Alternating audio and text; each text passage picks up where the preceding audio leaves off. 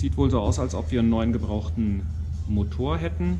Aber vorher muss der alte Motor raus. Von Anfang bis Ende alleine durchgezogen bis hier über die Bordwand drüber. Jetzt kommt hier noch die neue Welle rein. Die habe ich hier umwickelt, damit die im Stefenrohr hinten fixiert ist. In diesem Video geht es darum, den kaputten Motor auszubauen, neue Motorfundamente zu bauen, den Motorraum herzurichten und den neuen Motor wieder einzubauen. Viel Spaß dabei. Sieht wohl so aus, als ob wir einen neuen gebrauchten Motor hätten. Aber vorher muss der alte Motor raus. Ich habe viele Sachen schon vorbereitet. Zeige ich euch jetzt mal. So, wir gucken jetzt in den Motorraum. Was ich schon vorbereitet habe, ist natürlich Auspuffschlauch ab. Hier unten die Wellenkupplung ist ab. Die Aufnahmen. Außerdem habe ich gelöst die Motorhalterungen hier vorne. Dann haben wir noch die anderen Motorhalterungen. Die Erdungen da dran, die elektrischen Leitungen alle gekappt. Und da hinten an diesem Loch, da saß der Anlasser drin. Alle Leitungen soweit gelöst. Da saß der Wasserfilter. Und hier oben habe ich noch einen Anschlag gebastelt. Das hatte ich bei einem anderen Bild im Internet gesehen. Da saß hier oben die Heißöse. So, das ist jetzt soweit vorbereitet, hoffe ich jedenfalls alles. Nochmal durchgecheckt. Jetzt versuchen wir das erste Mal anzuheben. Mal gucken.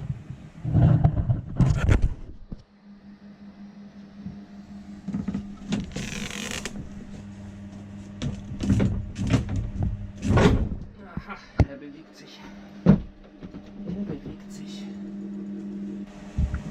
So, jetzt mal gucken, ob das geht. Er hat sich schon mal bewegt. Aus der einen Aufnahme ist er schon raus. Motorlagerung. Mal gucken, wie es mit dem Rest vorangeht.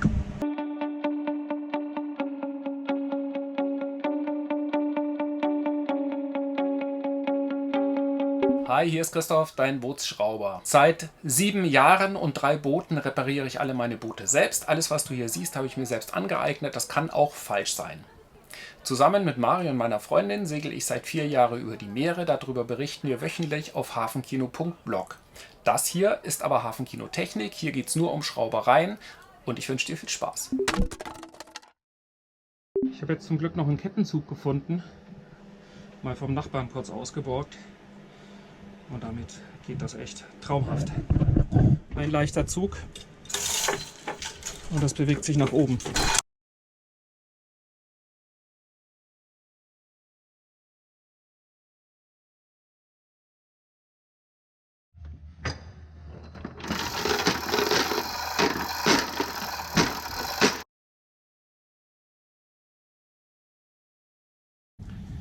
Wir haben jetzt hier nochmal umgeschlagen. Da ist der Kettenzug dran. Da ist der Seilzug, der uns seitlich rüberziehen soll. Hier steht der alte Schweinemotor. Da soll er drüber und da soll er runter.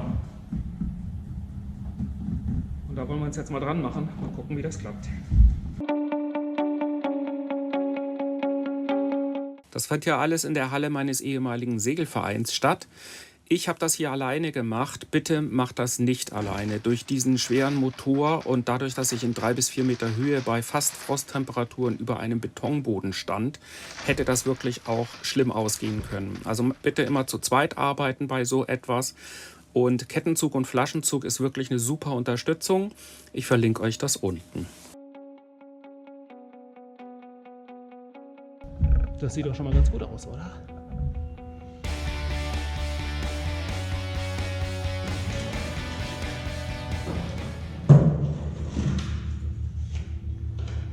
Also das war jetzt ein hartes Stück Arbeit.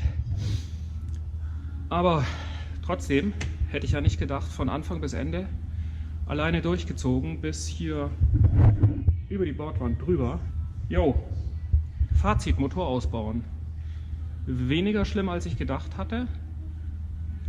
Man muss halt dran denken, alles zu lösen. Ich hatte zum Schluss noch so eine Motorerdung noch dran hängen. Die hat dann natürlich Zug nach unten gemacht.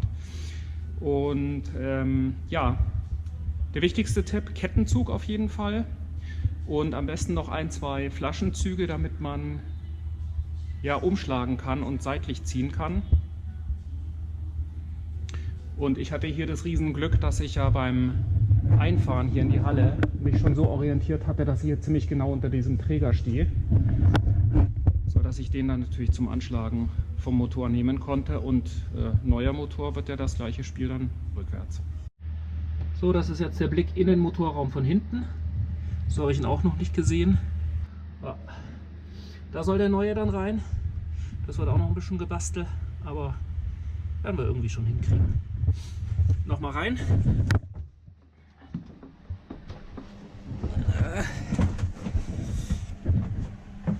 Und so sieht er von innen aus. Ja. Hinter mir liegt der Motor und von da oben kam er. So, ich kann jetzt hier mal die Zwingen lösen und dann gucken wir mal. Oder ich gucke mal, ich bin ja alleine.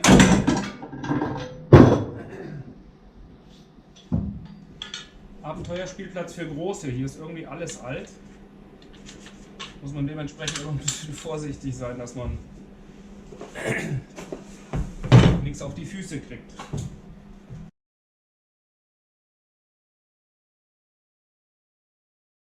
Auf der linken Seite sitzt das so drin. Der Boden, der fällt so, also der geht so schräg hier so runter. Deswegen ist das hier auch entsprechend ausgearbeitet. Und das sind hier nochmal ein bisschen Distanzschaumstoff, um die Distanz zu kriegen, also Styrodur. Und das wird dann noch eingepasst und dann kann ich es auch schon einkleben.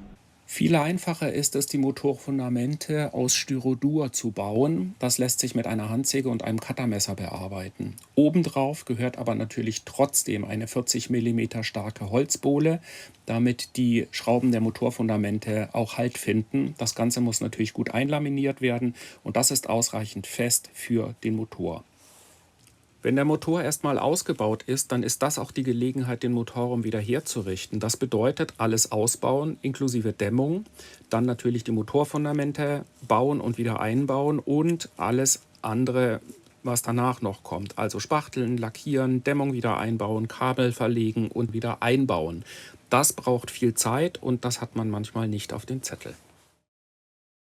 Ich werde endlich laminieren. Ich habe die Füße, auf die der Motor dann zu stehen kommt, vorbereitet. Die habe ich aus Hartholz vorbereitet. Das war rückblickend vielleicht nicht so ganz eine gute Idee, weil das sehr aufwendig ist. Es dauert lange, das zu bearbeiten, eben weil das Holz hart ist und ich muss das auf eine Krümmung anpassen. Das ist natürlich dann ziemlich aufwendig. Jetzt ist aber fertig und jetzt kann ich sie endlich einkleben. Ich habe hierzu Epoxy. Das, was ich genommen habe oder was ich nehme, das ist ziemlich kälteresistent und ich brauche deswegen auch keinen schnellen Füller, oder einen schnellen Härter, sondern das reicht der langsame Härter.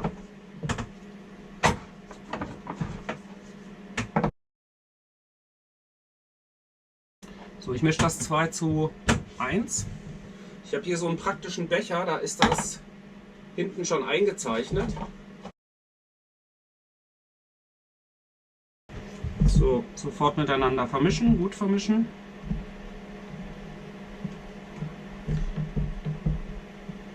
Bis es überall gleichmäßig ist. Versteht sich aber von selber, auch an den Rändern gut abstreifen.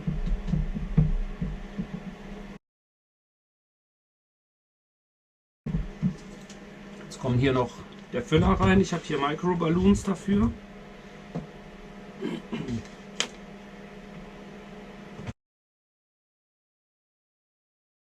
Jetzt kommt hier noch die neue Welle rein. Die habe ich hier umwickelt, damit die im Stefenrohr hinten fixiert ist. Weil die gibt mir vor,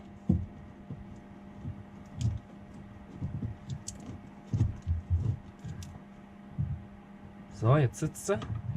Die gibt mir nämlich dann vor, wo genau in der Höhe das dann liegen muss. Jetzt kann es endlich losgehen.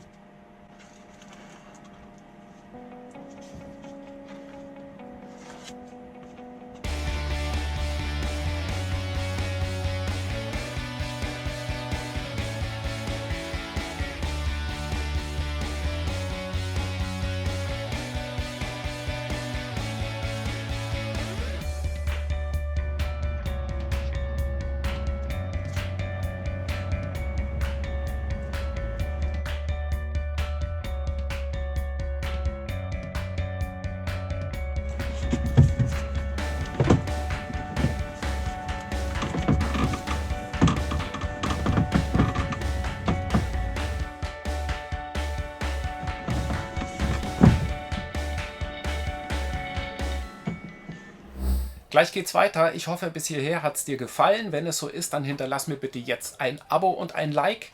Danke und viel Spaß beim Weitergucken.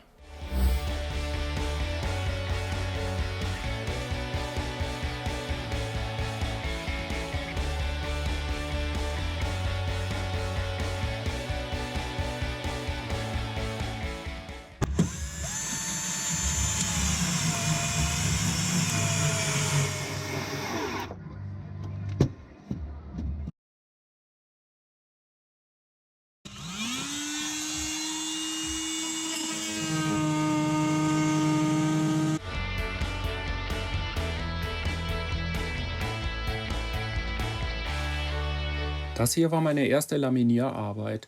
Das geht sehr gut. Ich habe hier ein dickes Vlies verwendet, weil ich eine schwere Belastung habe. Wichtig ist, dass man, bevor man das Vlies auflegt, einmal die Werkstücke komplett mit Epoxy bestreicht, dick bestreicht, und dann habe ich erstmal an den Ecken, an den stark belasteten Ecken Streifen aufgelegt und dann mit einem kompletten Vlies nochmal übergelegt. Wichtig ist, dass man hier eine gute Maske trägt. Ich verlinke euch die ich getragen habe, unten. Ansonsten ist die Arbeit sehr gut zu bewerkstelligen. Man sollte vorher natürlich dort, wo man nicht arbeitet, aber wo es vielleicht hintropfen könnte, alles abdecken. Und man sollte mehrere Wechselhandschuhe bereit haben, weil das Epoxy so klebrig ist, dass man die Handschuhe häufiger mal tauschen muss, weil ansonsten das Vlies an den Handschuhen festklebt und sich nicht mehr auflegen lässt. Danach, wenn das Vlies gelegt ist, wird es wieder dick mit Epoxy eingestrichen. Es muss vollflächig durchtränkt sein, sodass keine weißen Stellen mehr vorhanden sind, sondern alles dunkel nass aussieht. Der Motor muss endlich rein. Wir stehen im Weg, die Segelkollegen können nicht raus. Die Motorfundamente sind endlich gebaut und wir ziehen gleich den Motor rein. Ich habe zum Glück Hilfe, habe das noch nicht gemacht und bin wahnsinnig gespannt.